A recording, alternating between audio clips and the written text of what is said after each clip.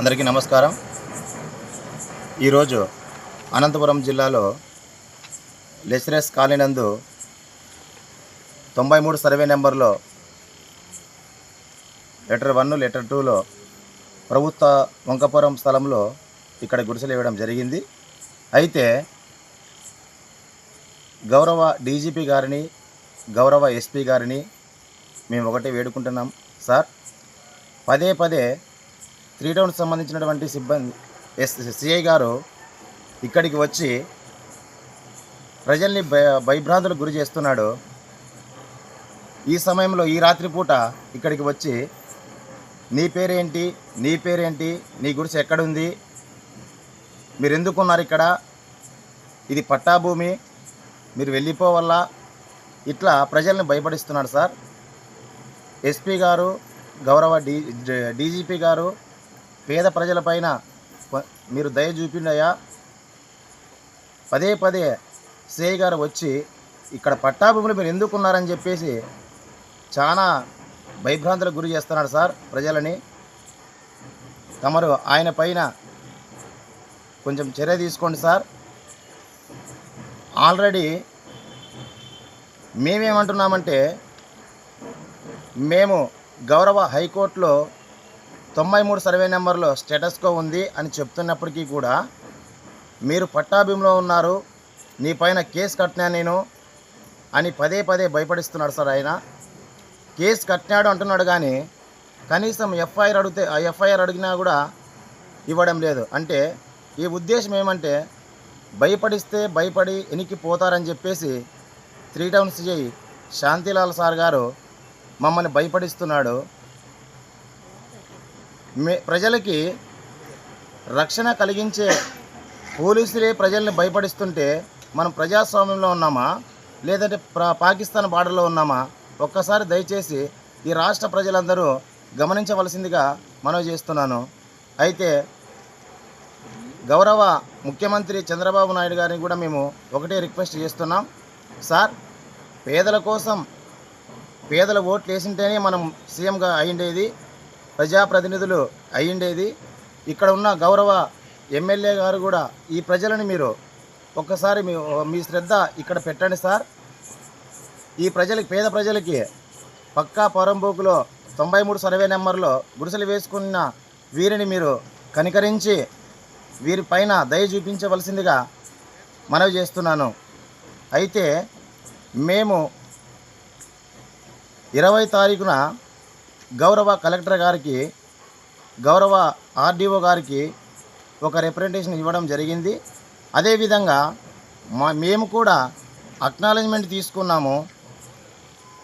ఆ పేపర్లన్నీ కూడా ఈ భూమికి సంబంధించినటువంటి కలెక్టర్ ఆఫీస్లోను, ఆర్డీఓ ఆఫీస్లోను ఇచ్చాము. పదే పదే సివిల్ మ్యాటర్లోకి మీరు ఎందుకు వస్తున్నారు సార్ అని సిఐ గారిని అడిగితే, నీకేం సంబంధం, నువ్వు అక్రమంగా ఉంటున్నావు ఇక్కడ, ఎంత మటుకు కరెక్ట్ అని ఈ సందర్భంగా నేను అడుగుతున్నాను. అంటే మా పైన కేసులు పెడితే భయపడతామని అనుకుంటున్నాడు సిఐ గారు. న్యాయపరంగా ఉంటే పెట్టండి సార్. మాకు గౌరవ హైకోర్టు ఉంది, మేము గౌరవ హైకోర్టులో కూడా మా వాదన మేము చెప్పుకుంటాం. మేమేమి కబ్జా చేసి వేల ఎకరాలు, వందల ఎకరాలు ఫామ్ హౌస్లు కట్టించుకోలేదు సార్. ఫామ్ హౌస్లు కట్టించుకోలేదు. మేము ఫామ్ హౌస్లు కట్టించుకున్న వాళ్ళు ఏసీ రూముల్లో నిద్రపోతున్నారు. భూస్వాములకి సిఐ గారు ఒత్తాసు పలుకుతున్నాడు.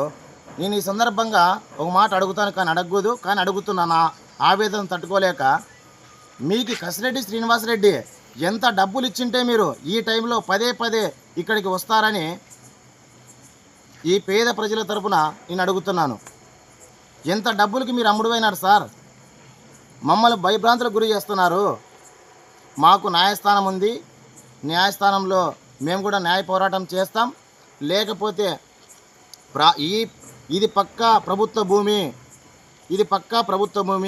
1977 అసైన్మెంట్ల దాని నుంచి చూస్తే మొత్తం 95 సర్వే నెంబర్లో కూడా 2Aలో కూడా ప్రభుత్వ భూమి అని చెప్పి నిర్ధారణ అయ్యింది. దీనిపైన నేను హైకోర్టులో కేసు చేసినాను అని చెప్పినా కూడా సిఐ గారు, నువ్వు పట్టా భూమిలో ఉండవు, నీ పైన కేసు కట్టాను, జాగ్రత్త, నువ్వు చూసుకొని తిరుగు అంటున్నాడు. సార్, ఎంత మటు కరెక్ట్ అని ఎస్పీ గారిని నేను వేడుకుంటున్నాను. సార్, తమరు సిఐ గారి పైన పదే పదే ఇక్కడికి వస్తున్నాడు సార్. పెద్దలు మీరు ఉన్నారు, కలెక్టర్ గారు ఉన్నారు, డీజీపీ గారు ఉన్నారు, ధిక్కరించి ఇక్కడికి వస్తున్నారు. కానీ నాకు సిఐ గారి నుంచి కసిరెడ్డి శ్రీనివాసరెడ్డి నుంచి నాకు ప్రాణహాని ఉందని నేను వేడుకుంటున్నాను సార్. ముఖ్యంగా సిఐ గారితోనే నాకు ప్రాణహాని ఉంది. ఎందుకంటే ఎంత డబ్బులు తీసుకొని నువ్వు మమ్మల్ని ఇయ్యాల కాడ వచ్చి ఇక్కడికి వచ్చి గుడిసెల్లేకి వచ్చి నువ్వు నీ మీద కేసు కట్టినాం, నీ కథ చూస్తాం అని అంటున్నాడు సార్. దయచేసి ఎస్పీ గారు, డీజీపీ గారు, కలెక్టర్ గారు నా పైన దయ ఉంచి, ఈ పేద ప్రజలపైన దయ ఉంచి ఈ కొట్టాలు ఇప్పించవలసిందిగా వేడుకుంటున్నాము. వాళ్ళు పదే పదే ఇక్కడికి వస్తున్నారు. మీరు మాకు సహకరించలేదు, మీరు మాకు సహకరించలేదు, మేము 95లో మీరు ఉన్నారు, అక్రమంగా ఇక్కడ నివసిస్తున్నారు మీరు అని వాళ్ళు అడుగుతుంటే, సార్ మేము 95లో లేము సార్, 93లో ఉన్నామని చెప్పుకుంటున్నా కూడా వాళ్ళు వినడం లేదు సార్. ప్రజల్లోకి మెసేజ్ ఏం పోతుందంటే అక్రమంగా పార్టీ జెండాలు పెట్టుకొని మా భూమిని కాజేసినారని చెప్పేసి కసిరెడ్డి శ్రీనివాసరెడ్డి గారు అంటున్నారు. పదే పదే ఇక్కడికి 100 మందిని పోలీసుల్ని, రెవెన్యూ సిబ్బందిని తీసుకొని వచ్చి పదే పదే మేము వెనక్కిపోతున్నాం, మీ పద్ధతి కాదని చెప్పినా మాకు కూడా గౌరవం ఉంది, లా అండ్ ఆర్డర్ గౌరవిస్తాం, రెవెన్యూ డిపార్ట్మెంట్ గౌరవిస్తాం, కాబట్టి కొలసండి సార్ అని చెప్తే ఈ మూట నుంచి ఆ మూట వరకు కొలిసినారు. కానీ మొత్తము చుట్టూ బార్డర్ అంతా కొలసలేదు సార్. మామూలుగా భూమి సర్వే కొలిసేకి వస్తే 4 దిక్కులో 4 రాళ్ళు ఉంటాయి, కానీ ఈ మూల నుంచి ఆ మూల వరకు ఉంటుందే సార్, మీరే చెప్పండి. అయితే ప్రజల్ని మభ్యపెట్టడానికి రెవెన్యూ డిపార్ట్మెంటు, జిల్లా సర్వే గారు కూడా ఆయనకు అన్నీ తెలిసిన వ్యక్తి కదా, ఇది కొంచెమే కొలుస్తాడు, ఇది ఎంత మాట కరెక్ట్ అని చెప్పేసి ఈ సందర్భంగా నేను అడుగుతున్నాను. కానీ శాసనాలు ఉంటాయి, మనకి పల్లెల్లోకి పోతే భూమిలోకి దిగినప్పుడు కనీసం శాసనం ఎక్కడుంది, ఎక్కడ మూలరాయింది, ఎక్కడ ఈ పక్క ఏముందని చెప్పేసి సర్వే గారికి అంతా తెలుసు కదా. ఇది పక్కా ప్రభుత్వ భూమి అని చెప్పేసి వారికి కూడా తెలుసు. కానీ కసిరెడ్డి శ్రీనివాసరెడ్డికి వాళ్ళు మాకు తెలియదు, కానీ వాళ్ళు ఏమి ఇచ్చినా మాకు తెలియదు, కానీ ఆయనపైనే ఎక్కువ ప్రేమ చూపిస్తున్నారు మొత్తం డిపార్ట్మెంట్ అంతా. మిట్టు రామంజీ, జేవీఎంరావు భారత్ పార్టీ రాష్ట్ర సెక్రటరీని. మీడియా ప్రతినిధులకు నా నమస్కారము. ఇక్కడ మేము తెలియజేయమనగా, మేము మొన్న సర్వే వాళ్ళు వచ్చినారు, డిఎస్పీ వాళ్ళు వచ్చినారు, ఆర్డీఓ గారు వచ్చినారు, అందరూ వచ్చినారు. ఇక్కడ మేము 93లోనే ఉన్నా కానీ 95లో ఉన్నామని చెప్పి ఫేక్గా క్రియేట్ చేసినారు.